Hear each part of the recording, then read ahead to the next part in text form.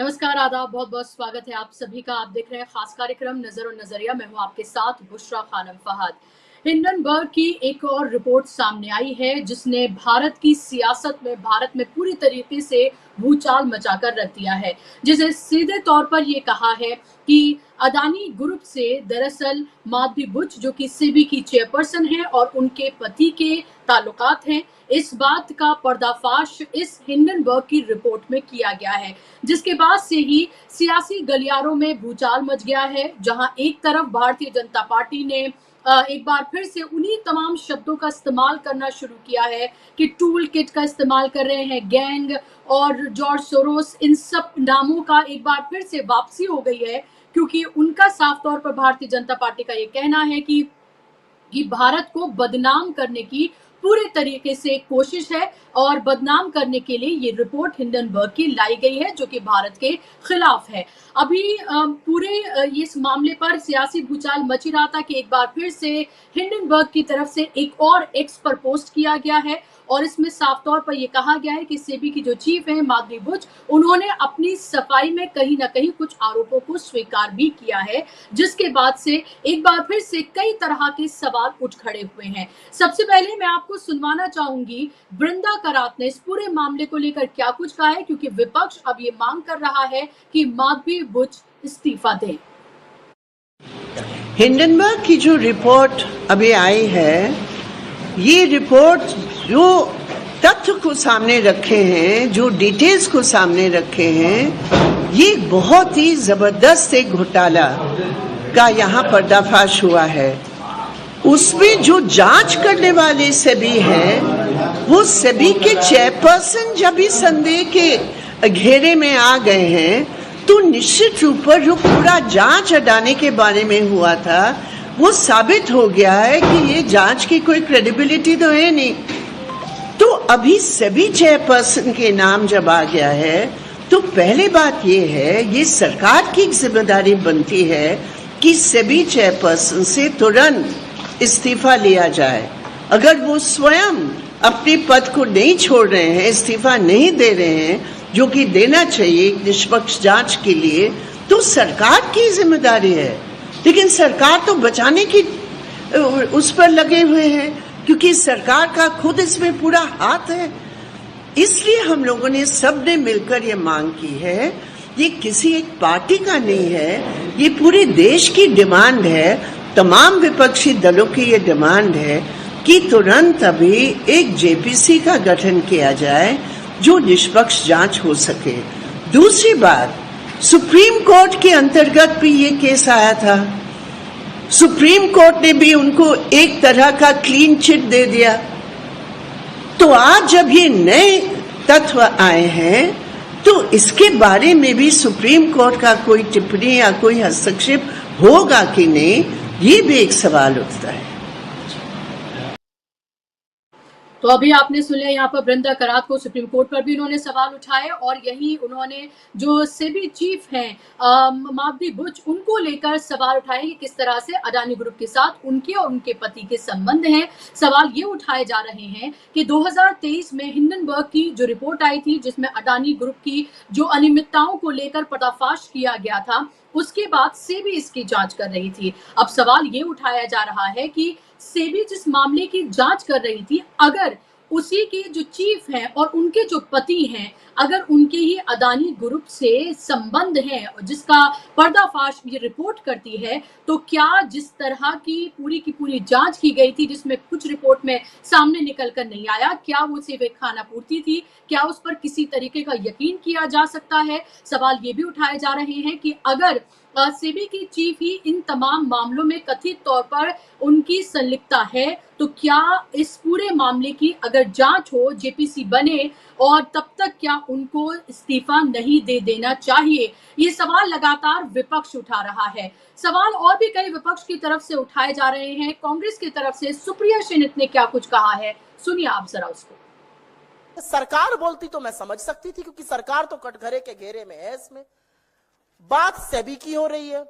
Hindenburg report ने अडानी की बात करी है, ऑफशोर फंड की बात करी है, अगोरा की करी है, ब्लैकस्टोन की करी है, माधवी बुच की करी है। बीजेपी को क्या दिक्कत है? बीजेपी क्यों कूद पड़ी है अखाड़े में इनको बचाने के लिए? उनकी कौन सी दुखती रग है जो दब जाती है? हर बार अडानी का नाम लिया जाता है, अडानी का नाम लो और पूरी भाजपा उछलने लगती है। ये संसद में भी होता है, ये सड़क में भी होता है, ये रिपोर्ट आ जाए, न्यूज़पेपर में आ जाए, मतलब ऐसी रग दबती है, अडानी का नाम लेते ही 10-10 फीट उछलने लगते हैं सब लोग। क्यों ऐसा होता है भाई? तो आपने सुप्रिया श्रीनेत को सुना। सुप्रिया श्रीनेत ने कहा कि अडानी का नाम लो, ऐसा लगता है ऐसी दुखती रग पर हाथ रख दिया गया है कि 10-10 फीट जो है ऊपर भारतीय जनता पार्टी उछलने लगती है। आखिर क्या रिश्ता है, ये रिश्ता क्या कहलाता है, ये सवाल लगातार आपको पता ही है कि राहुल गांधी संसद के अंदर संसद के बाहर लगातार पूछते रहे हैं, विपक्ष लगातार पूछता रहा है और ये भी कहा जाता रहा है कांग्रेस की तरफ से, विपक्ष के नेताओं की तरफ से कि अडानी पर सवाल पूछने की वजह से, चाहे वो संजय सिंह हो या फिर राहुल गांधी हो, राहुल गांधी की आपको पता है कि सदस्यता ही चली गई थी, फिर उनकी सदस्यता उनको वापस मिली, महुआ मोइत्रा उनकी सदस्यता चली गई थी, संजय सिंह जो है आपके नेता, उनको भी आपको पता है किस तरह से सस्पेंड किया गया था और उसके बाद उन्होंने काफी वक्त जो है वो जेल में भी गुजारा। सवाल लगातार ये उठते रहे हैं कि जो नेता अडानी पर हमला करता है, अडानी को लेकर सवाल उठाता है, आखिर उन पर ईडी का चाबुक क्यों चलता है, ये सवाल लगातार उठाए जा रहे हैं। और संजय सिंह ने कल भी प्रेस कॉन्फ्रेंस की थी और आज उन्होंने एक ट्वीट किया है। ट्वीट करके उन्होंने कहा है कि बीजेपी अडानी के पक्ष में खुलकर मैदान में आ गई है, कह रही है अडानी पर अटैक इंडिया पर अटैक है। मोदी जी, क्या आपने अपने दोस्तों को देश लूटने का लाइसेंस दे रखा है? क्या अडानी का दर्जा राष्ट्रपति के बराबर है? क्या अडानी के ऊपर देश का कोई कानून लागू नहीं होता है?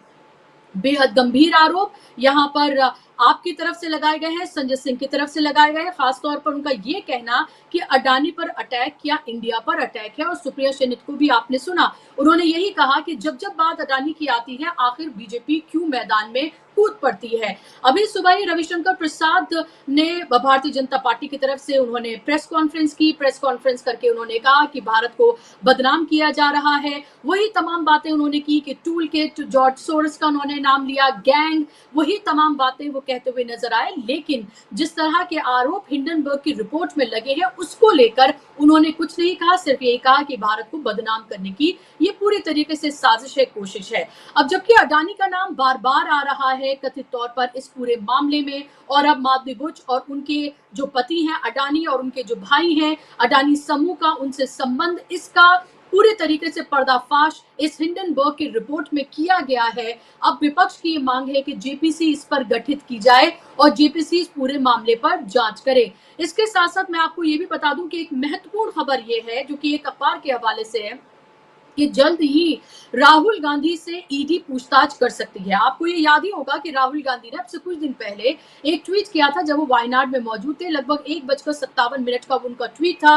उस ट्वीट में उन्होंने कहा था कि ईडी जल्दी उनके दरवाजे पर दस्तक दे सकती है। चक्रव्यूह वाला जो उनका बयान है, जिसमें उन्होंने 6 लोगों की बात कही थी और उसमें अडानी का भी नाम था और 5 लोगों का नाम अंबानी, अडानी का नाम था। उसमें आपको पता है कि डोभाल का नाम था, भागवत का नाम था, इसके अलावा अमित शाह और नरेंद्र मोदी का नाम था। उसके बाद से इतनी परेशान हो गई कि ईडी जल्दी उनके दरवाजे पर दस्तक दे सकती है और वो चाय बिस्किट के साथ इंतजार कर रहे हैं ईडी का। ये कहा था राहुल गांधी ने। तो उसको लेकर भारतीय जनता पार्टी ने उनका मजाक उड़ाया था। अब बाकायदा तौर पर इस अखबार की तरफ से ये कहा गया है कि ईडी के अफसर ने ही किसी ने उनको ये बताया है कि जल्द ही राहुल गांधी से नेशनल हेराल्ड मामले पर, जिसमें 2022 में भी उनसे पूछताछ की गई थी, राहुल गांधी ने बताया कि लगभग 55 घंटे उनसे पूछताछ हुई थी, सोनिया गांधी से भी पूछताछ हुई थी। जल्द ही उनसे इस मामले पर पूछताछ हो सकती है। ईडी इस मामले पर उनसे पूछताछ करने के लिए जा सकती है। अब ये सवाल उठता है कि 2022 में पूछताछ हुई थी, 2 साल तक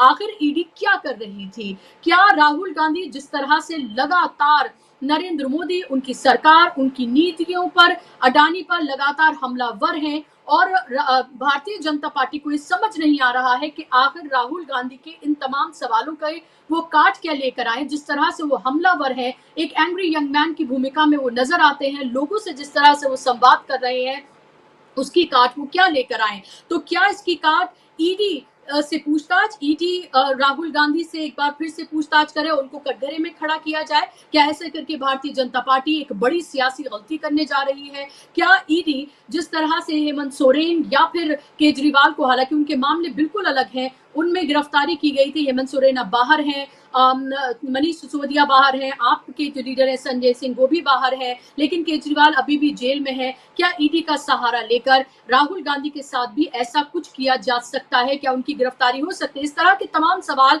सोशल मीडिया पर तैर रहे हैं, सोशल मीडिया पर सवाल उठाए जा रहे हैं। क्या अडानी से आरोप अडानी ग्रुप पर है, पूछताछ राहुल गांधी से की जाएगी? ये तमाम जो कांग्रेस सपोर्टर हैं, समर्थक हैं और दूसरे जो लोग हैं वो सोशल मीडिया पर लिख रहे हैं। इसी पर आज हम चर्चा करेंगे, बात करेंगे कि ये पूरा मामला जो हिंडनबर्ग की रिपोर्ट जो सामने आई है, जिससे पूरा सियासी भूचाल मचा हुआ है, आखिर भारतीय जनता पार्टी क्यों अडानी के को लेकर क्या खुलकर सामने आ गई, जिस तरह से विपक्ष आरोप लगा रहा है, और इन तमाम जितने भी आरोप लगाए गए हैं इनको कितनी गंभीरता से लिया जाना चाहिए, क्योंकि ये मामला हजारों लाखों निवेशकों से जुड़ा हुआ है जो अपनी गाड़ी कमाई जो अलग अलग स्टॉक्स में लगाते हैं, जिसको लेकर राहुल गांधी ने भी एक वीडियो जारी किया। उन्होंने कहा कि आप सोचिए कि आप एक मैच देखने के लिए जा रहे हैं और उस मैच में आपको ये पता चले कि एम्पायर जो है वो पूरी तरीके से कॉम्प्रोमाइज्ड है, तो क्या आप उस मैच का नतीजा क्या होगा, क्या आप उसका इंतजार करेंगे? आपने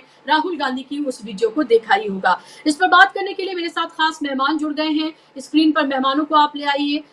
मेरे साथ आप देख सकते हैं हेमंत अत्री जी हैं, जाने माने पत्रकार हैं, दशकों का पत्रकारिता का उनका अनुभव है और इस तमाम मामले पर वो लिखते रहे हैं, बोलते रहे हैं। हेमंत जी, बहुत बहुत स्वागत आपका कार्यक्रम में। मेरे साथ प्रेम कुमार जी भी हैं, उनका भी दशकों का पत्रकारिता का अनुभव है और तमाम सोशल मीडिया प्लेटफॉर्म से लेकर तमाम जो प्लेटफॉर्म्स हैं यूट्यूब के, उन पर भी वो अपनी बातों को रखते रहे हैं बेबाकी से। प्रेम जी, आपका भी बहुत बहुत स्वागत, इस्तकबाल।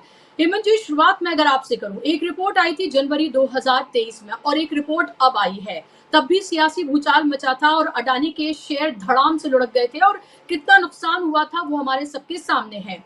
अब दोबारा से ये रिपोर्ट आई है और ये रिपोर्ट उससे कहीं ज्यादा संगीन आरोप लगाती है। आरोप ये लगाती है कि जो संस्था यानी कि सेबी अडानी ग्रुप पर लगे जो आरोप थे उनकी जांच कर रही थी, वही पूरी तरीके से कॉम्प्रोमाइज्ड है। यानी कि वो जब जांच हुई थी उसका भी कोई मतलब नहीं रह जाता है और अगर अपने ही आरोपों का माधवी बुझ खंडन कर रही है तो इसका भी कोई मतलब नहीं रह जाता है। इसीलिए विपक्ष ये मांग कर रहा है कि या तो आप जेपीसी का गठन करें और तब तक माधवी बुझ इस्तीफा दें, वो कुर्सी से उतरे, ताकि इस पूरे मामले पर एक ट्रांसपेरेंट जांच हो सके। लेकिन बीजेपी अपने उसी रटे रटाए नैरेटिव पर लौट कर आ गई है। जॉर्ज सोरोस का नाम ले रही है, गैंग और ये तमाम चीजें उसने फिर से कहना शुरू कर दिया है और इसीलिए विपक्ष ये सवाल पूछ रहा है कि क्या अडानी पर अटैक इंडिया पर अटैक है? आपसे मैं सवाल पूछना चाहती हूँ कि इस पूरे मामले को, ये जो नई रिपोर्ट आई है, इसको कितनी गंभीरता से लिया जाना चाहिए? और सवाल ये भी कि लोग ये कह रहे हैं कि भाई आरोप तो अडानी ग्रुप पर लगे हैं, सेबी के चेयरपर्सन पर लगे हैं, पूछताछ राहुल गांधी से ईडी क्यों करेगी? बुशरा जी, बड़ा रोचक सवाल पूछा है आपने। और ये जो रिपोर्ट आई थी पहली रिपोर्ट आने के बाद अडानी को 11 लाख करोड़ रुपए का नेटवर्थ में लॉस हुआ था, आपको ध्यान होगा। तो अगर उसमें कुछ नहीं था उस रिपोर्ट में तो 11 लाख करोड़ का क्यों हुआ? अगर कोई भी दुनिया का और देश होता, कोई भी देश होता डेमोक्रेटिक कंट्री, उस मामले की रिपोर्ट के आने के बाद और जिस तरीके के ब्लैक एंड व्हाइट फिगर्स दिए थे, सारे डॉक्यूमेंट्स दिए थे, केंद्र देश की वित्त मंत्री और प्रधानमंत्री का इस्तीफा हो जाता है। You please take my words. और अब जो कल रिपोर्ट आई है और इसके परसों जो रिपोर्ट आई है, उसके बाद जो जिस तरीके से भारतीय जनता पार्टी बचाव में आ गई है, किसके? अडानी के बचाव में। भारतीय जनता पार्टी किसका बचाव कर रही है? माधवी बुझ का कर रही है, उनका काम है क्या ये? और जो अब ये रिपोर्ट आई है सेकंड, इसका जो स्पष्टीकरण दिया माधवी ने, उसमें उन्होंने कहीं ये कहा है कि उनके और उनके पति ने वहां पे इन्वेस्टमेंट नहीं किया था। जो मॉरिशस के फंड्स थे या कैमन आइलैंड के जो फंड थे या बारामूला के जो फंड थे, उनमें उन्होंने इन्वेस्ट किया था। इन्होंने कहीं मना किया है क्या? तो जब आपका पैसा लगा हुआ, चाहे वो आपका है चाहे आपके पति का है, कॉन्फ्लिक्ट ऑफ इंटरेस्ट तो सीधा सीधा है और क्विड प्रो को भी है, इसमें तो कोई कंफ्यूजन है ही नहीं। और 82 करोड़ की अमाउंट कोई छोटी अमाउंट नहीं होती। उस कंपनी के अंदर, विवादास्पद कंपनी के अंदर आज भी आपकी 99% स्टेक होल्डिंग है। तो जब रेफरी जो है, जब एक बहुत बढ़िया उदाहरण उन्होंने दिया था। दूसरा इसका यह कि बाढ़ ही खेत को खा रही है। ये पहला उदाहरण नहीं है बुशरा जी, आपने बहुत डिटेल में इंट्रोडक्शन में कुछ बातें कही हैं, उनको अगर आपकी दर्शकों की सुविधा के लिए मैं एक्सप्लेन करूं, इस देश के अंदर अब सुप्रीम कोर्ट का जो माइट था उसको भी एक खास तरीके से ये लोग चैलेंज करने लगे। आपने इलेक्ट्रल बॉन्ड के टाइम देखा होगा, स्टेट बैंक ऑफ इंडिया ने कितना मिसगाइड करने की कोशिश की सुप्रीम कोर्ट को कि साहब इसमें 2 महीने चाहिए डिटेल देने में, हमें 3 महीने चाहिए, ये चाहिए वो चाहिए, क्या क्या नहीं कहा था। और इस केस के अंदर भी अगर आपको ध्यान हो, जनवरी 2023 में रिपोर्ट आई थी हिंडनबर्ग की पहली, और आज अगस्त है। आपने सुप्रीम कोर्ट ने जो जो मांगा आप उनको केवल कंफ्यूज करते रहे, झूठ बोलते रहे, बहकाते रहे, क्योंकि डायरेक्ट कॉन्फ्लिक्ट ऑफ इंटरेस्ट किसका है? सुप्रीम कोर्ट कहता है सेबी के ऊपर आपके शक करने का कोई कारण नहीं। अब ये जो डिटेल आई है इसके बाद तो सेबी पे ना शक करने का कोई कारण नहीं। इसको उल्टा करके देखिए आप, और किस तरीके से सेबी ने क्या क्या खेल किए। ये माधवी बुच की पूरी अपॉइंटमेंट आप देखिए। She is the first SEBI chairman from private sector. इस देश में कभी प्राइवेट सेक्टर का आदमी सेबी का चेयरमैन नहीं लगाया जाता था, पहली बात। दूसरी बात, सेबी ने चुपचाप क्या किया, जो बाहर से हिंदुस्तान में इन्वेस्टमेंट आती है उसमें उन्होंने क्या किया कि जो एंड बेनिफिशियरी है उसका नाम सार्वजनिक करना जरूरी था। पिछले साल तक इन्होंने क्या किया, चुपचाप जो एंड बेनिफिशियरी था उसका नाम सार्वजनिक होने की जो कंडीशन थी उसको हटा दिया। और उसका परिणाम क्या हुआ कि अडानी की जो 38 फर्म्स थी, शेल कंपनियां, मोदी जी तो बड़ा सीना चौड़ा करके क्या कहते कि मैंने एक दिन में इतनी शेल कंपनियां बंद करा दी, कहते थे ना, याद होगा आपको। तो अडानी 38 शेल कंपनियां लेके घूम रहा है और उन सब की डिटेल्स उसने दी हिंडनबर्ग ने। अडानी ने आज तक कितने आरोपों का विद फैक्ट्स जवाब दिया, और जो माधवी बुच है इन्होंने कितने फैक्ट्स का जवाब दिया। हालत यह है कि आरोप लगते हैं अडानी पर और डिफेंसिव हो जाती है बीजेपी, ऑफेंसिव हो जाती है बीजेपी। वैसे में क्या है कि कभी तो राहुल गांधी की सदस्यता चली जाती है, कभी महुआ मोइत्रा की चली जाती है, और सवालों के जवाब वही खड़े हो जाते हैं। बीजेपी का एक पॉपुलर नैरेटिव आज की तारीख में है कि जो भी कोई अनकंफर्टेबल सवाल पूछे उसमें एक नया शब्द आ गया। पहले तो देशद्रोही कहते थे, जॉर्ज सोरोस कहते थे, अब नई बात ले आए। अब ये कहते हैं कि देश में अराजकता फैलाना चाहते हैं, आर्थिक अराजकता, सामाजिक अराजकता, ये नया ले आए। और बीजेपी कहे तो भी समझ में आती है पॉलिटिकल आरोप। राज्यसभा के अंदर चेयर ये कह रही है लीडर ऑफ अपोजिशन को, आपने अगर देखा हो 2 दिन पहले, 3 दिन पहले, लास्ट दिन खड़गे साहब को माननीय सभापति ने ये कहा कि आप देश में अराजकता फैलाना चाहते हो। कितना संगीन आरोप है ये। क्या चेयर ऐसा आरोप लीडर ऑफ अपोजिशन जो संवैधानिक पद है क्या लगा सकती है, या इतिहास में कभी लगाया था? ये इनकी खास तरह की जो बेचैनी है कि ये बहुत बुरे तरीके से फंस गए। देखिए, भारत की सरकार को ये बहुत अच्छे से अंदाजा था, और वो हिंडनबर्ग ने इशारा भी कर दिया था पहले ट्वीट करके कि something big is coming in India. और उसी को देखते हुए आपने देखा होगा फटाफट फ्राइडे को ही साइनेडाई कर दिया दोनों हाउस, क्योंकि इनको ये पता था कि अगर पार्लियामेंट के अंदर ये बात आ गई तो पिछली बार तो लेने के देने पड़े थे, इस बार फिर वही हालत होगी, और इस बार विपक्ष की ताकत ज्यादा है तो इनको भागने की दिक्कत आती। तो उस दिन चुपचाप ऑल ऑफ ए सडन दोनों हाउसेज को साइनेडाई कर दिया। मेरा केवल सवाल आपके दर्शकों के उसके लिए ये है कि जो एंड बेनिफिशियरी का नाम सार्वजनिक करना जरूरी था वो किसके इशारे पर बंद किया गया, और अब जब फंसे तो उसको दोबारा चालू कैसे कर दिया, और वो बीच का जो पीरियड था उसकी जांच क्यों नहीं होने दी, और उसके लिए कौन जिम्मेदार है? क्या इस बात के लिए इस देश की वित्त मंत्री, इस देश की सेबी की चेयरमैन, इनका इस्तीफा होना चाहिए या नहीं होना चाहिए? दूसरा, आपने कहा कि इस देश के लाखों करोड़ों लोग स्टॉक मार्केट में इन्वेस्ट करते हैं। ये बुशरा जी वहां तक का मामला नहीं है। हमारे यहाँ बहुत मोटी इन्वेस्टमेंट पूरे इंटरनेशनल इंस्टीट्यूशंस की है, फाइनेंशियल इंस्टीट्यूशंस की। आपकी क्रेडिबिलिटी क्या रह जाएगी अगर 38 कंपनियां एक पर्टिकुलर ग्रुप की शेयर मार्केट को, शेयर के प्राइसेस को इन्फ्लेट कर रही है और सरकार हाथ पे हाथ धरे बैठी है? तो आपके पूरे सिस्टम की क्रेडिबिलिटी वर्ल्ड ओवर क्या रह जाएगी? You are a compromise nation. और आर्थिक अराजकता का रास्ता कौन तय कर रहा है, कौन खोल रहा है? सेबी खोल रही है। सेबी की कुर्सी में बैठी चेयरमैन खोल रही है, और वो क्या कह रही है कि ये आरोप किन्होंने है। आप केवल एक सवाल का जवाब दे दीजिए माधवी जी कि क्या आपकी इन्वेस्टमेंट थी या नहीं, हाँ या ना? करिए प्रेस कॉन्फ्रेंस, दीजिए जवाब। दूसरा सवाल, सिंपल सवाल, कोई हमको हिंडनबर्ग नहीं। दूसरा सवाल ये कि जब पहले से मेंबर थे आप सेबी के या बाद में चेयरमैन आए, क्या आपने ये वॉलंटरी डिस्क्लोजर किया था कि मेरा कॉन्फ्लिक्ट ऑफ इंटरेस्ट है? उनका हो या उनकी हस्बैंड का हो, एक ही बात है, that is a family thing.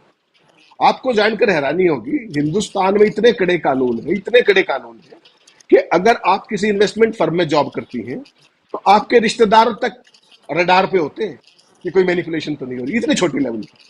और ये तो अडानी का मामला है और सरकार बिल्कुल बैकफुट पे।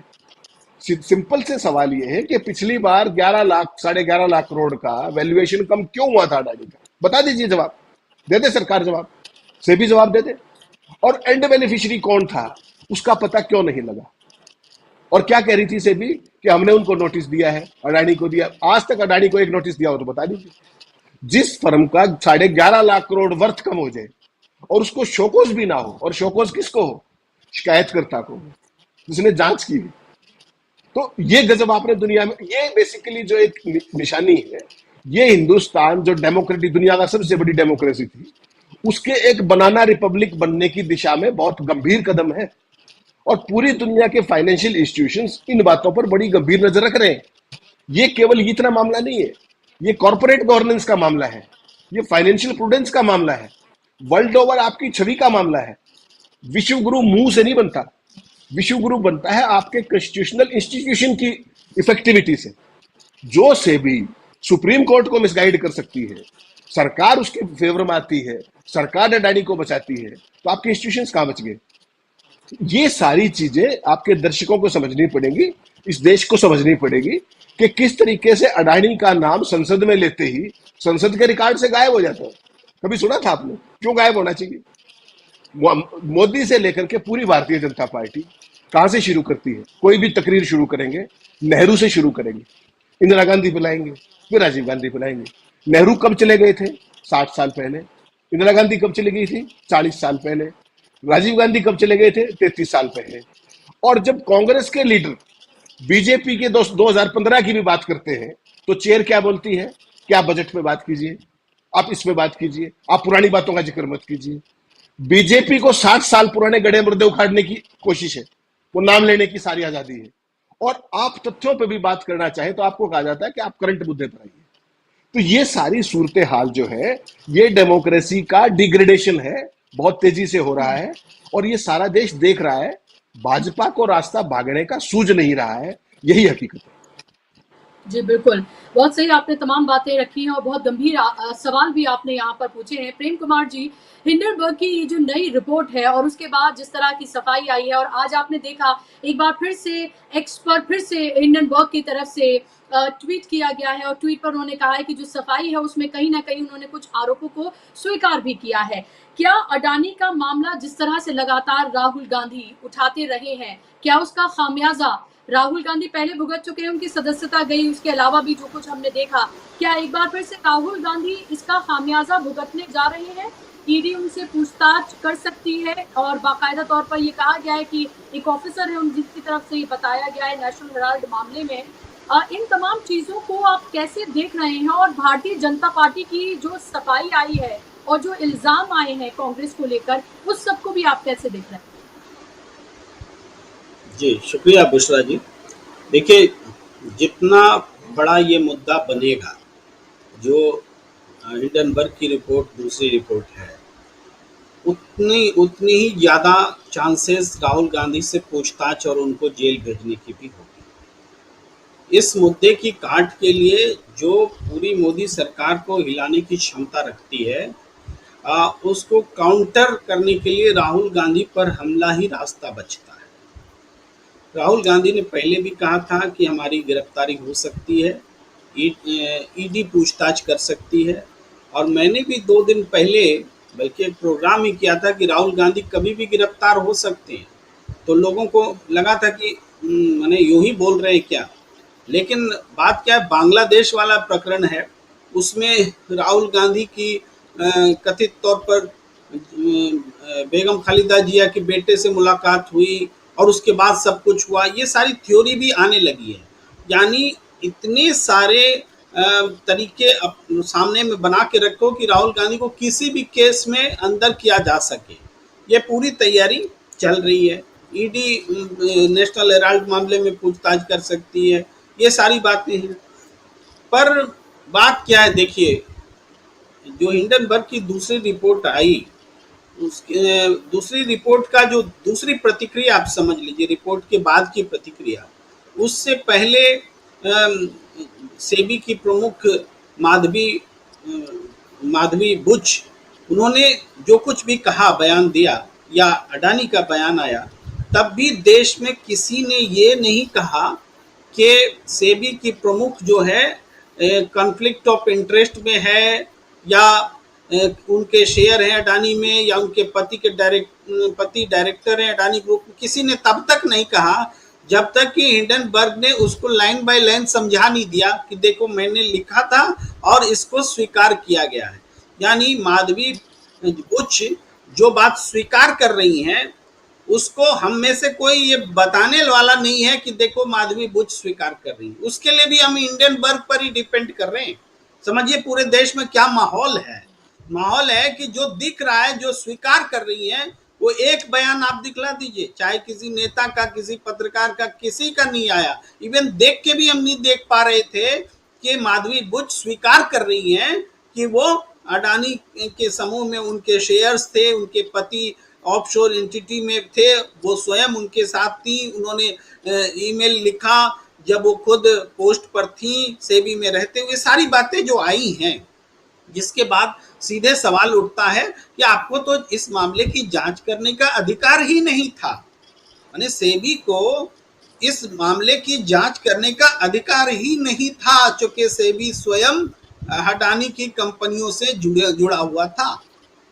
तो ये हालात बने हैं।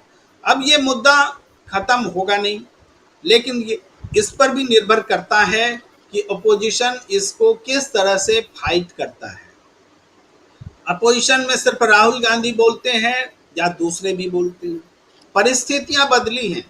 जब पहली बार हिंडनबर्ग की रिपोर्ट आई थी, तब उस पर प्रतिक्रिया करने के लिए सिर्फ कांग्रेस, और उसमें भी सिर्फ राहुल गांधी के साथ देने वाले कांग्रेस के बाकी नेता भी नहीं आते थे। राहुल गांधी अकेले ही बोलते थे। वो हालात थे। और आज हालात बदले हैं कि जिसको हम गोदी मीडिया के रूप में चिन्हित करके रखे थे, उनमें से भी एक दो हिंडनबर्ग की रिपोर्ट दिखा रहा है। ये हालात में तब्दीली आई है। जो अलायंस अपोजिशन में, जो इंडिया गठबंधन में अलायंस पार्टनर है, वो भी कुछ बोलता दिख रहा है हिंडनबर्ग पर, अडानी पर। ये यानी ये जो पूरे देश में जो घपला हुआ, लाखों करोड़ रुपए लुट गए निवेशकों के, इस पर बोलने के लिए आज पहले से बड़ी जमात है। ये चिंता का विषय, ये बदलाव है, हर्ष का विषय है। लेकिन इस जमात से भी ये बात भी क्या आंदोलन या एजिटेशन के तौर पर सामने आता है या नहीं आता है, ये हमें देखना पड़ेगा। देखिए आज शेयर बाजार ने जिस तरह से रिएक्ट किया, उसको भी पढ़ें तो शेयर बाजार ने नेचुरली डिप मार करके रिएक्ट किया। 400 से ज्यादा अंक तक, 425, मैंने तो खुद देखा था, 427 अंक नीचे गया हुआ था। उसके बाद वो बाउंस बैक करता है और फिर ग्रीन होता है। तो ये शेयर बाजार भी देख रहा है कि भारत को जिस तरह से रिएक्ट करना चाहिए था, उस तरह से रिएक्ट नहीं कर रहा है। आज भी वो रिएक्शन नहीं है। तो शेयर बाजार फिर से अपनी वापस पोजीशन में आ रहा है। इसका मतलब क्या है? इसका मतलब है कि कुछ नहीं होगा। शेयर बाजार की प्रतिक्रिया पहले ये थी कि अब तो माने अडानी ग्रुप धराशायी हो जाएगा, उसके शेयर भी गिरे। लेकिन जल्द ही शेयर बाजार को समझ में आ गया कि कुछ नहीं होगा। पहले हिंडनबर्ग की रिपोर्ट में जो हुआ था, एक बार फिर संभाल लिया जाएगा, और शेयर बाजार अपने हिसाब से आ गया। ये उसका मतलब जो मैं पढ़ रहा हूं वो ये है। अब ऐसे में अपोजिशन अगर कुछ छटपटाता है, कुछ बातें करना चाहता है, सेबी का प्रमुख का इस्तीफा मांगता है, या उसके अलावा उससे ऊपर वित्त मंत्री का इस्तीफा मांगता है, या इससे ऊपर अडानी और नरेंद्र मोदी के बीच संबंधों के आधार पर उनका इस्तीफा मांगता है, क्योंकि कभी भी अडानी की जांच में केंद्र सरकार ने सहयोग नहीं किया। हमेशा जिस किसी ने भी उस मसले को ना उठाया, उसको दमन करने का काम किया। तो अगर उस स्तर तक विरोध में जाता है, बात जाती है, तब तो ये मुद्दा बांग्लादेश से भी बड़ा एजिटेशन हो जाएगा। यहाँ अभी तक लोग कह रहे थे ना कि बांग्लादेश में हुआ, हिंदुस्तान में हो ही नहीं सकता। बांग्लादेश का मतलब क्या है? बांग्लादेश का मतलब है जुडिशियरी में कोई विश्वास नहीं, बांग्लादेश का मतलब है सरकार पर रत्ती भर भरोसा नहीं। बांग्लादेश का मतलब है अपोजिशन का तब तक दमन होगा जब तक हम बोलेंगे नहीं। बोलेंगे तभी इस दमन का मुकाबला किया जा सकता है। बांग्लादेश के को कम से कम इन तीन इस तरीके से देख सकते हैं। वो सारे हालात यहाँ हैं भाई। हमने अभी थोड़ी देर पहले हमने भी ट्वीट किया कि सुप्रीम कोर्ट आप अनिल मसीह को क्यों नहीं सजा देते भाई। जिसने हमारे डेमोक्रेसी का अपहरण कर लिया, सरेआम सीसीटीवी के सामने में लोकतंत्र का अपहरण किया, फैसला चुरा लिया, इधर का उधर कर दिया रिजल्ट, उसको फैसला देने में सुप्रीम कोर्ट को दिक्कत क्या है? और ये सवाल दिक्कत नहीं है, ये आपकी क्रेडिबिलिटी पर भी सवाल है। ये सिर्फ सवाल सिंपल सवाल नहीं है, सुप्रीम कोर्ट की क्रेडिबिलिटी पर सवाल है कि अनिल मसीह को आज तक एक थोड़ी भी सजा नहीं हुई है। और कहीं से भी बात शुरू की जा सकती है भाई, आपने क्लीन चिट कैसे दे दिया? क्यों नहीं आपने सुप्रीम कोर्ट में कोई बड़ी जांच बिठा दी? आप क्या विशेषज्ञ थे बाजार के कि आपने समझ लिया कि अडानी निर्दोष है? आपने सेबी को दिया, सेबी लगातार बोलता रहा कि हमें कोई पता नहीं चल रहा है। तो जब सेबी को पता नहीं चल रहा है, इसका मतलब जांच पूरी हो रही है नहीं हो रही है, ये भी बात वो कह रहा है। जब जांच पूरी नहीं हो रही है, सेबी को पता ही नहीं चल रहा है, तो पता कैसे लगाया जाए, ये पॉइंट उठता है कि नहीं उठता है? तो सुप्रीम कोर्ट कहाँ बैठा हुआ था? और आज यहाँ सेबी एकदम सरेआम नग्न हो चला है कि भाई आप खुद ही अडानी के शेयर में थे, ऑफशोर एंटिटी में शेयर लेके बैठे हुए, आप क्या जांच करेंगी भाई? आप सेबी क्या जांच करेगी? तो ऐसे में सुप्रीम कोर्ट से तत्काल इस मामले को हस्तक्षेप करने की, स्वतः संज्ञान की आवश्यकता है। ये नहीं कि कोई जाए, अगर स्वतः संज्ञान सुप्रीम कोर्ट नहीं लेगा तो न्याय व्यवस्था पर भरोसा खत्म। यहाँ भी सरकार पर भरोसा खत्म, न्याय व्यवस्था पर भरोसा खत्म होने की ओर। आप टेंस टू बोल दीजिए, खत्म ना बोल के बोलिए खत्म होने की ओर। और उसी तरीके से अगर ये जनता का एजिटेशन अगर स्ट्रांग होता है, अगर सरकार दमनकारी नीतियां भी उसी लेवल पर ले जाती हैं जिस लेवल पर बांग्लादेश में है, यहाँ थोड़ा सा टाइम पीरियड में इलेक्शन से पहले और इलेक्शन के बाद हम बांट सकते हैं। इलेक्शन से पहले तो उस स्तर पर चली ही गई थी, सारे ऑपोजिशन जो बोलता था उसके घर में ईडी सीबीआई सब जा रहा था, सबको जेल भेजा जा रहा था। लेकिन फिर इलेक्शन के बाद जो थोड़ा सा ठंडा पड़ा मामला है, इसको अगर ताजा मामले को देखते हुए सरकार दमन का चक्र तेज करेगी, राहुल गांधी को अगर हाथ लगाएगी, अगर दूसरे तरीके किसी तरीके से फंसाने की कोशिश करेगी, तो बांग्लादेश से भयावह दृश्य इस देश में होंगे। बहुत गंभीर बात आपने कही है और बहुत गंभीर आने वाली परिस्थितियों की तरफ आपने न सिर्फ इशारा किया है बल्कि खुलकर अपनी बातों को यहाँ पर रखा है।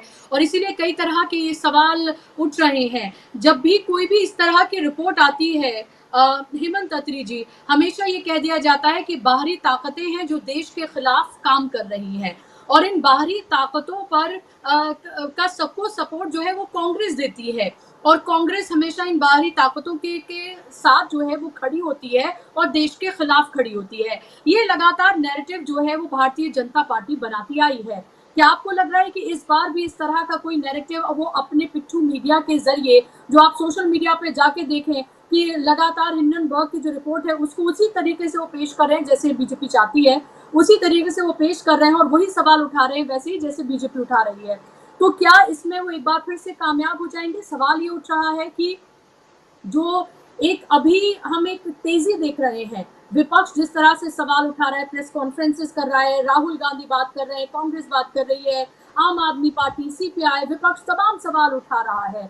ये कुछ दिन तक जारी रहेगा और उस कुछ दिन की जोर शोर में कुछ सवाल उठेंगे और फिर उसके बाद जैसी पहली रिपोर्ट ठंडे बस्ते में चली गई, फिर से ये वाली रिपोर्ट भी ठंडे बस्ते में चली जाएगी। सवाल ये उठता है, जो हजारों लाखों निवेशक हैं वो आस लगाकर ये बैठे हुए हैं, ये देख रहे हैं आपको, हमको, सबको, विपक्ष को, कि इस रिपोर्ट का क्या हश्र होने जा रहा है। पिछली बार 11 लाख करोड़ का नुकसान जो है वो अडानी को हुआ, इस बार क्या बाजार नीचे गया फिर बाजार ऊपर गया, यानी कि बाजार भी देख रहा है और उसके भी, जैसे हेमंत जी, उन्होंने अभी प्रेम कुमार जी ने कहा कि उनको लग रहा है कि बहुत ज्यादा कुछ होने नहीं जा रहा है। तो क्या शोर शराबा करके सवाल उठाकर, आखिर सवाल तो उठा रहा है विपक्ष, क्या खामोश हो जाएगा कुछ दिन के बाद और ये सब ठंडे बस्ते में चला जाएगा, या इस बार विपक्ष इस स्थिति में है, इतनी मजबूत स्थिति में है कि उसे इस मसले को बिल्कुल भी ठंडे बस्ते में नहीं डालना चाहिए। जो उसने एक मोमेंटम बनाया है उसको जारी रखना चाहिए, किसी भी तरह के दबाव में नहीं आना चाहिए, क्योंकि ये मामला किसी पार्टी का नहीं बल्कि ये मामला जनता का है, हजारों लाखों निवेशकों का है। देखिए बुशरा जी, जो भारतीय जनता पार्टी का जो पिछले 10 साल का जो शासनकाल है, उसका एक स्टैंडर्ड ऑपरेटिंग प्रोसीजर है विपक्ष के नेताओं को टारगेट करने का। चाहे वो सोरेन हो, चाहे वो अरविंद केजरीवाल हो, चाहे मनीष सिसोदिया हो, चाहे वो संजय सिंह हो, और आप ये लिस्ट एंडलेस। इसमें बेसिकली क्या है कि आपको किसी भी झूठे सच्चे केस के अंदर मीडिया के जरिए पहले आपको बदनाम किया जाता है, आपको भ्रष्ट घोषित किया जाता है, फिर आपके ऊपर पीएमएलए की धारा लगाई जाती है, फिर आपको जेल में ठोक दिया जाता है। कोई 5 महीने अंदर रहता है जैसे सोरेन रहे, या मनीष सिसोदिया 17 महीने भीतर रहे। और जब उनकी जमानत का ऑर्डर आता है तो आपने हाई कोर्ट के और सुप्रीम कोर्ट के ऑर्डर देखे होंगे, उसमें क्या लिखा जाता है कि इनके खिलाफ तो आयोटा ऑफ एविडेंस है ही नहीं। पीएमएलए का मतलब क्या होता है? Prevention of money laundering act. उसके लिए 2 बेसिक कंट्यूर्स हैं, एक तो मनी होना चाहिए और एक लॉन्ड्रिंग होनी चाहिए। तो ना तो मनी दिखाई दिया कहीं पर, कोई जमानत बरामदगी तो है नहीं, और ना ही कहीं लॉन्ड्रिंग के सबूत मिले। अब आप स्पेसिफिक बात जो सवाल कर रहे थे, जो प्रेम जी जवाब दे रहे थे, स्पेसिफिक बात कीजिए राहुल गांधी के केस में। मोदी जी 2014 में सत्ता में आए थे। 10 साल के दौरान उन्होंने, आपको क्या लगता है कि सारी एजेंसियों के घोड़े दौड़ा करके कोई कोशिश कमी छोड़ी होगी कि गांधी परिवार के खिलाफ 1 रुपए का कहीं मिस अप्रोप्रिएशन मिल जाए और बाकी खेल वो कर? आपको लगता है ऐसा? जब वो कुछ भी नहीं कर पाए तो at the fag end of his second term उन्होंने किस मामले में सजा हुई राहुल गांधी की? मानहानि के मामले में।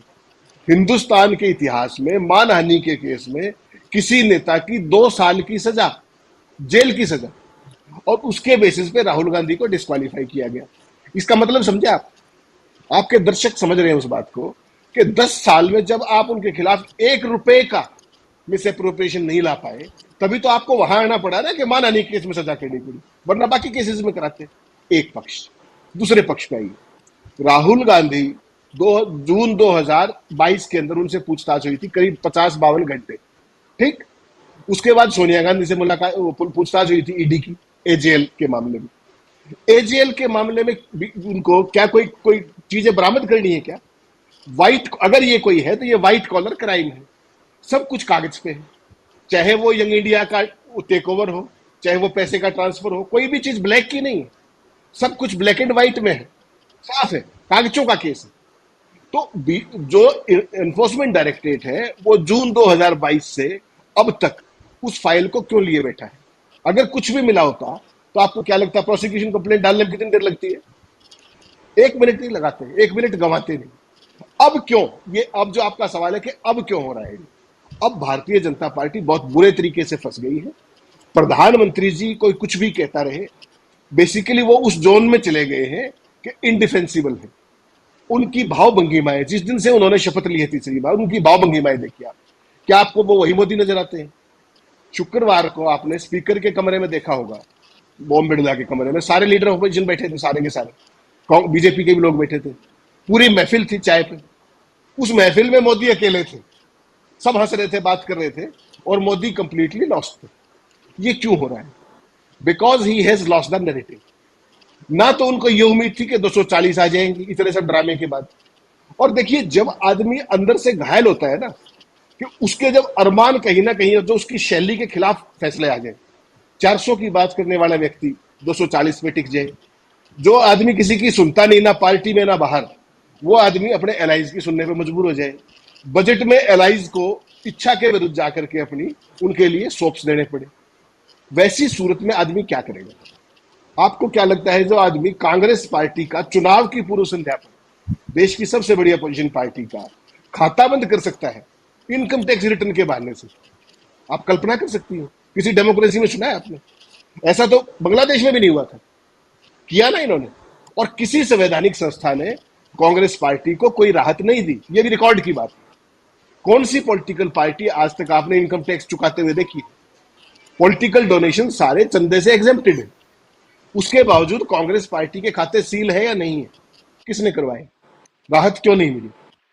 राहुल गांधी की सजा आपने किस चीज में कराई? मानहानि के केस में। इसका मायने क्या है? अब जब आप चारों तरफ से फंस गए हो तो आप एक नैरेटिव बिल्ड करना चाहते हो कि राहुल गांधी भ्रष्ट है। मैं ये कहता हूं कि ये जो एजेएल वाला केस है, ये सुब्रमण्यम स्वामी ने, आपको ध्यान होगा, 2012 में कंप्लेंट फाइल की थी, 2012 में, और मोदी जी को सत्ता में आए कितने दिन हो गए? 11वां साल है। अब तक ये प्रोसिक्यूशन कंप्लेंट में क्यों नहीं कन्वर्ट हुआ और इसमें सजा क्यों नहीं हुई? जबकि सुप्रीम कोर्ट का यह आदेश है, ये मेरा और आपका नहीं, सुप्रीम कोर्ट का यह आदेश है कि जितने भी नेताओं के खिलाफ केस हैं, जितने भी एमएलए एमपी के खिलाफ, उनका 1 साल के अंदर निपटारा करो। उस बात को भी 5 साल हो गए। तो आज तक तो एजेएल केस जो 2012 में फाइल हुआ था, वो आज तक उसमें प्रोसिक्यूशन कंप्लेंट, जिसको आप चार्जशीट बोलते हो, वो भी फाइल नहीं हुई है, और आप उनको अरेस्ट करने की बात कर रहे हो। और जिस दिन राहुल गांधी ने ये कहा था, उस दिन हमने चर्चा भी की थी आप लोग मैंने, उस दिन ये बात हुई थी कि भाई क्या राहुल गांधी हवाई फायर कर रहे हैं? और मैंने आपको क्या कहा था कि राहुल गांधी मेरिट्स के ऊपर, फैक्ट्स के ऊपर कभी हवाई फायर नहीं करते। उनके पास कोई कंक्रीट कोई इशारा था कि ईडी जल्दी उनके खिलाफ कार्रवाई करने वाली है, और इसीलिए उन्होंने देश के सामने बताया कि लीडर ऑफ ओपोजिशन कोई छोटी चीज नहीं होती, वो पैरेलल सरकार होती है, सरकार का मुख्य चुनौती करता होता है। तो ऐसा नहीं है, ईडी में भी सब तरह के ईमानदार लोग भी हैं, ईडी में सब तरह के मौकापरस्त भी लोग हर संस्था में होते हैं। तो जब उनको ये पता लगा, उन्होंने ये बात बता दी। मेरा तो सवाल आपसे ये है कि जो एजेएल का जो कुछ है वो फाइल्स पे है, अगर उसकी ओनरशिप ट्रांसफर हुई, पैसा ट्रांसफर हुआ, किस लिए? एजेएल क्या काम करता था? क्या कोई बेनिफिशियरी ऑर्गेनाइजेशन है क्या वो, या वो कोई कंपनी है क्या? वो एक अखबार चलाते हैं, national Herald, Bharatiya Janata party का भी मुखपत्र है, आरएसएस का भी मुखपत्र है। क्या वो उसको फाइनेंस नहीं करते क्या? तो कांग्रेस ने कर दिया तो कौन सी आफत होगी? और नया तो किया नहीं, 1951 से चल रहा था। तो आज ऐसी क्या चीज मिल गई? और अगर मिल गई तो 12 साल से मोदी सरकार क्या कर रही थी, और राहुल गांधी की सजा मानहानि की इसमें क्यों करनी पड़ी? अब आपका सवाल कि होगा क्या? एक चीज मान के चलिएगा, ईडी बाकायदा पूछताछ करेगी, अपने जो प्रोसिक्यूशन कंप्लेंट उसको फाइनल शेप देगी, अरेस्ट करने से पहले फिर माहौल देखा जाएगा। और मोदी राहुल गांधी पे हाथ तभी डालेंगे जब उनको ये तय हो जाए कि करो या मरो, डू और डाई की स्थिति है, और वो स्थिति बहुत जल्दी आने वाली है। क्योंकि मोदी को इस तरह के चैलेंजेस जो day in and day out आ रहे हैं सामने, वो पसंद नहीं है। आपको ध्यान है आप राहुल गांधी ने क्या किया? मोरबी चले गए वो, जहां पर 240 लोग मरे थे उस हादसे के अंदर, और वहां से कांग्रेस पार्टी की एक न्याय यात्रा चल रही है, और बहुत जबरदस्त रिस्पॉन्स मिल रहा है। उत्तर प्रदेश में आपने हालात देख लिए, अखिलेश ने और राहुल ने मिलकर क्या किया बीजेपी को, और उन्होंने ओपन चैलेंज किया कि हम अगले चुनाव में मोदी जी आपको गुजरात में हरा के दिखाएंगे विधानसभा में। आपको क्या लगता है मोदी जी उसको उसके बाद नींद आई होगी? तो वैसी सूरत में क्या करेंगे आप? कांग्रेस पार्टी बुरे से बुरी स्थिति में चली गई, गुजरात में सीट नहीं आती, ये नहीं होता, सारी लोकसभा आती है, इस बार तो एक जीती है, उसके बावजूद उनका वोट परसेंटेज इंटेक्ट है। और मोदी जी की चिंता क्या है कि इमीडिएटली हरियाणा में चुनाव है, 2 महीने बाद महाराष्ट्र में चुनाव है। ये हरियाणा छोटी स्टेट हो सकती है, लेकिन उसकी सिग्निफिकेंस समझिए आप। जिस दिन हरियाणा में कांग्रेस की सरकार आ गई, जिसके जबरदस्त चांस है इस बार, उसके बाद क्या होगा? जो मोदी की शील्ड है कि जितने भी आंदोलनकारी किसान हैं उनको 378 दिनों तक आपने बॉर्डर्स पे बिठा दिया, दिल्ली में नहीं घुसने दिया। तो कोई भी आंदोलन शुरू हो तो उसको दिल्ली नहीं पहुंचने देते वो। अगर हरियाणा में कांग्रेस की सरकार आई तो क्या होगा मोदी जी का? Same is the case in Maharashtra. Maharashtra के अंदर बीजेपी का नाम लेवा नहीं बचा हुआ आज की तारीख में। हालत यह है कि वो सत्ता में है और मुंबई महानगर पालिका का चुनाव नहीं करा पा रहे 2 साल से सत्ता में होते हुए। इसका मतलब क्या है? वो देश की राजधानी है आर्थिक। तो मोदी जी के चेहरे की हवाइयां ठीक उड़ी हुई है। वो राहुल गांधी को अरेस्ट करने से पहले 10 बार सोचेंगे, लेकिन अगर उन्होंने उनको अरेस्ट किया तो there is a cost involve in it. वो केवल ना सारी स्टेट्स के अंदर चुनाव जो ये है 4 में, जम्मू कश्मीर में भी साथ है, झारखंड में भी है, इन स्टेट्स के चुनाव पर असर पड़ेगा, बल्कि उनकी जो पोजीशन है एज प्रधानमंत्री, मुझे लगता है वो भी खतरे में आ जाएगी। जिस तरह का माहौल देश में बढ़ेगा और पूरा विपक्ष सड़कों पर आ जाएगा। ये ध्यान रखिए, राहुल गांधी केजरीवाल नहीं है, राहुल गांधी हेमंत सोरेन नहीं है, मनीष सिसोदिया नहीं है, उनका नाम राहुल गांधी है। ना तो वो जेल में डालने से डरते हैं, और वो ना अपनी बात कहने से डरते हैं, और ना इनको एक्सपोज करने से डरते हैं। तो रिसीविंग एंड पे कौन आएगा? सरकार में आप हैं, मोदी जी आएंगे रिसीविंग एंड में। और ये सारी चीजें मोदी जी को जमा घटा गुना भाग करके ही फाइनली किस निष्कर्ष पे पहुंचना होगा। मुझे लगता है कि अगर महाराष्ट्र और हरियाणा बीजेपी हारती है तो मोदी जी के आने वाले दिनों में with in party, with in सरकार बहुत सारे चैलेंजेस होंगे, और उनको डाइवर्ट करने का केवल एक ही तरीका है, वो है राहुल गांधी की गिरफ्तारी। क्या मोदी जी इस रिस्क को लेंगे? ये देखे जाने वाला सवाल है। जी, कई महत्वपूर्ण बातें आपने कही हैं और सवाल यही उठ रहा है कि चाहे हम संसद के अंदर देखें, चाहे जो स्पेशल सत्र था, विशेष सत्र था या फिर बजट सत्र, दोनों में ही जो राहुल गांधी के भाषण रहे हैं, वो शानदार रहे हैं। एक नेता प्रतिपक्ष के तौर पर जो उन्होंने डेब्यू भाषण था, वो भी हमने देखा कि उससे किस तरह से तिलमिला गई थी बीजेपी, और फिर उसके बाद चक्रव्यूह वाला उनका बयान, और उसके बाद अनुराग ठाकुर को पिक्चर में लाया जाता है और कहा जाता है कि जिनको अपनी जात का नहीं पता, वो जातिगत जनगणना की बात कर रहे हैं और उधार की बुद्धि से काम नहीं चलता, बालक बुद्धि, ये तमाम चीजें कही जा रही हैं। पहले तो शायद थोड़ी बहुत हो सकता है कि बीजेपी के लिए काम कर जाती हो, लेकिन अब बीजेपी के लिए ये तमाम चीजें उल्टी ही पड़ती हुई नजर आती हैं, क्योंकि आप एक तरह से इस तरह की अभद्र भाषा का इस्तेमाल एक नेता प्रतिपक्ष के लिए कर रहे हैं, जिनके पूरे खानदान का रिकॉर्ड जो है वो लोगों की आंखों के सामने है। हेमंत, वो प्रेम कुमार जी, सवाल मेरा आपसे ये है कि क्या इन 4 राज्यों में जो चुनाव होने जा रहे हैं, उससे पहले वक्फ बोर्ड बिल लाया गया, ताकि उनको लगा कि चलिए एक मौका मिलेगा, इन 4 राज्यों में जब जाएंगे तो हम पूरे तौर पर ये बताएंगे कि हम कैसे मुसलमानों को हम ठिकाने लगाए जा रहे हैं, और एक बार फिर से अपना एक जो वोट बैंक है उसको खुश करने की कोशिश, लेकिन वो ठंडे बस्ती में चला गया, जेपीसी के पास वो चला गया, तो वो भी अब काम करने नहीं जा रहा है। जो क्या राहुल गांधी को सेंटर में रख के या राहुल गांधी के घर पर ईडी भेजकर या मान लीजिए उनकी गिरफ्तारी कराकर क्या भारी गलती करने जा रही है भारतीय जनता पार्टी? क्या ऐसा कर सकती है?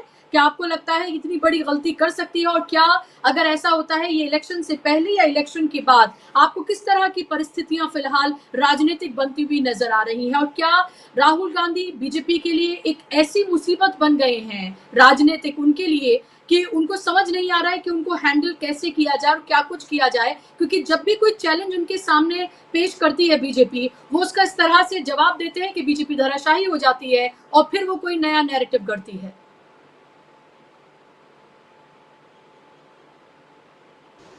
देखिए बुशरा जी, राहुल गांधी के पास में आज चुनौती जनता की आवाज को यूनिफाई करने की है, ये चुनौती है।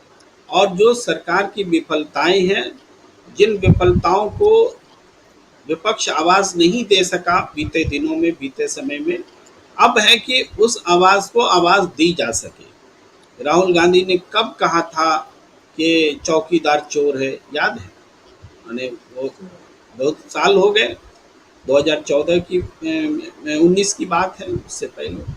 लेकिन चौकीदार चोर है जो कहा था, वो आवाज दब गई थी एक चुनाव नतीजे के बाद, मगर आज वो आवाज फिर से मुखरित हो गई है, उभर गई है। और आप चौकीदार चाहे सेबी को बोल लें, चौकीदार चाहे नरेंद्र मोदी को बोल लें, लेकिन चौकीदार चोर है नारा फिर से जिंदा हो गया है। तो वो नारा जब जिंदा होगा तो राहुल गांधी जिंदा होंगे और नए रूप में जिंदा होंगे, या हम ऐसे भी कह सकते हैं चूंकि वो राहुल गांधी जिंदा हो रहे हैं राजनीतिक रूप से, इसलिए वो नारा भी जिंदा हो रहा है, ये भी हम कह सकते हैं। क्योंकि इससे पहले भी बहुत सारी परिस्थितियां बनी, चौकीदार चोर है वाली परिस्थितियां तो अब बन रही हैं कि चौकीदार चोर है। तो इसमें काउंटर अटैक भी होगा राहुल गांधी पर, सरकार की ओर से भी होगा और राजनीतिक क्षेत्र में भी होगा, बौद्धिक जगत में भी होगा, क्योंकि बौद्धिक जगत भी बटा हुआ है।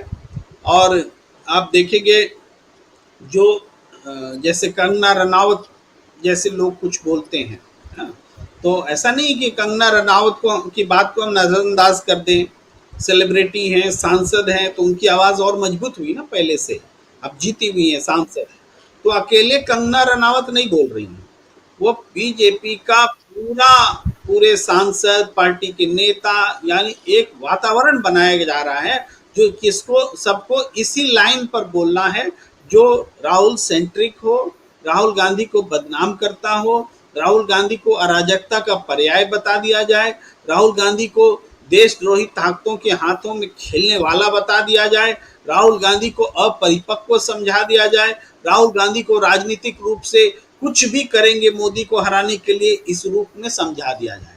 इसके लिए पूरा वातावरण एक्टिव हो गया है अचानक। अब लड़ाई यहाँ पर है, सिर्फ अगर राहुल गांधी को वो पेंट करने में कामयाब रहते हैं, जैसा कि पप्पू साबित करने में कामयाब रहे थे, तो एक बार फिर बात पीछे चली जाएगी। फिर इस लड़ाई को जो राहुल गांधी ने जिंदा किया है, वो उसको खड़ा होने में फिर 1 दशक लग जाएगा। इसीलिए ये जो है बड़ा टर्निंग पॉइंट है। अभी हाल में एक लेख छपा था, शायद सुहेल सेठ जी का था संभवतः।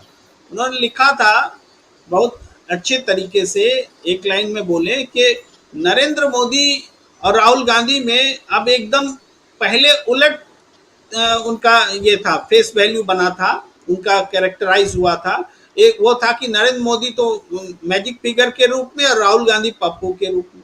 और अब जो हालात ये है, अब उलट गया है। अब नरेंद्र मोदी जी की बात का कोई वैल्यू नहीं, उनका कैरेक्टर सबसे लो लेवल पर चला गया है और राहुल गांधी का अप लेवल पर चला गया है। उस पूरे लेख का सार यही है। तो वो क्यों हुआ है? ये जनता और जन आंदोलनों से जुड़े रहने के कारण हुआ है, और दूसरी तरफ अमीरों के लिए बोलते रहने, जुल्म का रास्ता अपनाने, अपोजिशन को ऑप्रेस करने और इस तरह की प्रवृत्तियों के कारण हुआ है। दोनों चीजें एक साथ होती चली गई। तो ये वो बिंदु है जब राहुल गांधी को सबका साथ चाहिए। जो भी अपोजिशन है, इवन बीजेपी के भीतर भी अगर अपोजिशन है, तो उन सबको, आपको ध्यान होगा शांता कुमार ने अभी बयान दिया मनीष सिसोदिया के रिहाई पर कि मैं मनीष सिसोदिया के साथ हूं, मनीष सिसोदिया भ्रष्ट नहीं हो सकता, मुझे बहुत खुशी हुई है उनके रिहाई होने पर, उनकी रिहा होने पर। अब शांता कुमार कोई छोटे मोटे नेता तो नहीं रहे, वे हिमाचल के मुख्यमंत्री भी रहे और बड़े नेता रहे। तो शांता कुमार भी अगर बोल रहे हैं इस वक्त, तो ऐसी आवाज और आनी चाहिए। अगर राहुल गांधी, आप अडानी की जांच नहीं करोगे, आप सेबी पर कोई एक्शन नहीं लोगे और हिंडनबर्ग को आप विदेशी साजिश कह दोगे, हिंडनबर्ग को कह दीजिए, हिंडनबर्ग से किसी का कोई लगाव नहीं है। लेकिन जो कंटेंट सामने आए हैं, जो रिवीलेशन हुए हैं, जो रहस्योद्घाटन हुए हैं, उस रहस्योद्घाटन पर कुछ तो बोलना ही पड़ेगा कि ये सेबी प्रमुख की ऑफशोर एंटिटी में भागीदारी थी या नहीं थी, हाँ या ना, और अगर हाँ तो वो अपने पद पर कैसे थी, कैसे है और कैसे रहेंगी, ये सारे सवाल पैदा तो होंगे। तो इन सवालों पर अगर चुप्पी मारेंगे तो ये बात और बढ़ेगी। हमें तो लगता है कि ये लड़ाई अब बहुत ही रिजल्टेंट, एक परिणाम देने वाली लड़ाई के रूप में आगे नजर आती है। जी बिल्कुल, और ये होना भी चाहिए, क्योंकि पहली रिपोर्ट आई और उसके बाद शोर शराबा तब भी हुआ था, लेकिन उसके बाद हमने देखा कि वो एक तरह से ठंडे बस्ती में चले गए। दूसरी रिपोर्ट आई है, लेकिन तब में और अब में फर्क ये है कि तब विपक्ष इतना मजबूत नहीं था, अब विपक्ष बहुत मजबूत है।